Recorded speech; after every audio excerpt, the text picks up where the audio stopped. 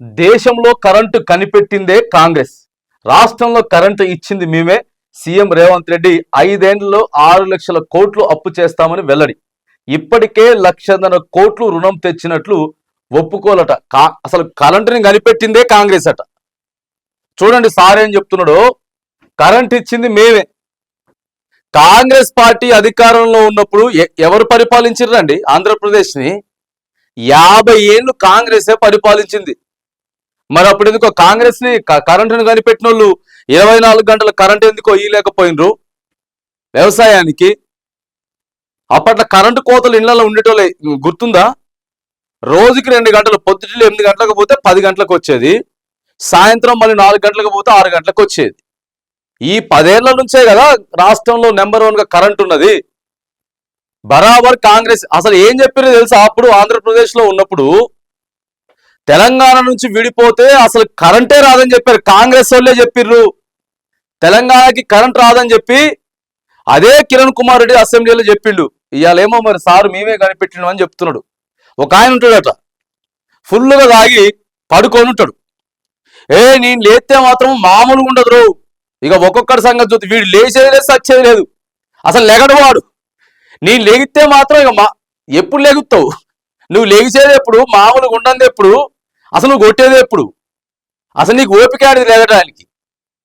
Any time తాగి నువ్వు పంటా ఉంటుంది. పండి ఒక డైలాగ్ కొడతాడు అనమాట. ఇక నేను లెగితే చూపెడతా. నువ్వు చూపించేది లేదు, వాడు లెగిసేది లేదు, చూపించేది లేదు, మనం చూసేది లేదు.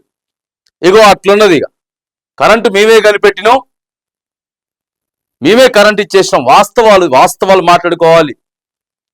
ముఖ్యమంత్రి స్థాయిలో ఉన్నటువంటి వ్యక్తులు వాస్తవాలు చెప్పాలి. ఇవన్నీ వాస్తవాలు కాదా? 2014 కంటే ముందు ఉమ్మడి ఆంధ్రప్రదేశ్లో ఇదే తెలంగాణ ప్రాంతం వివక్షతకు గురైంది. వాస్తవం కాదా? మన కరెంటు తీసుకపోలేదా అక్కడికి? ఇదే కాంగ్రెస్ పార్టీ నాయకులు ఆంధ్ర ప్రాంతానికి తీసుకపోలేదా? ఇక్కడ నీళ్ళే ఆంధ్ర ప్రాంతానికి తీసుకపోలేదా? ఇవాళ తెలంగాణ వచ్చిన తర్వాత, కేసీఆర్ ముఖ్యమంత్రి అయిన తర్వాత మన కరెంటు తోటి, మన నీళ్లతోటి చక్కగున్న మాట వాస్తవం. అది కాంగ్రెస్ పార్టీ కరెంట్ ఇస్తే మరి ఇవాళ ఎందుకో 24 గంటలు కరెంట్ ఇవ్వలేకపోతా ఉన్నారు. ఇదే కాంగ్రెస్ పార్టీ పరిపాలిస్తా ఉంది కదా 2023 డిసెంబర్ 9వ తారీఖు నుంచి. ఇప్పుడు కరెంట్ ఇబ్బందులు రావట్లేదా? 24 గంటలు కరెంట్ ఇస్తా ఉన్నారా? ఇప్పుడు రైతులకి ఇబ్బంది పడతలేరా గతంలో కంటే? సో ఇవన్నీ వాస్తవాలు ఒప్పుకోవాలి. తెలంగాణ సమాజం కూడా వాస్తవాలు చూస్తుంది.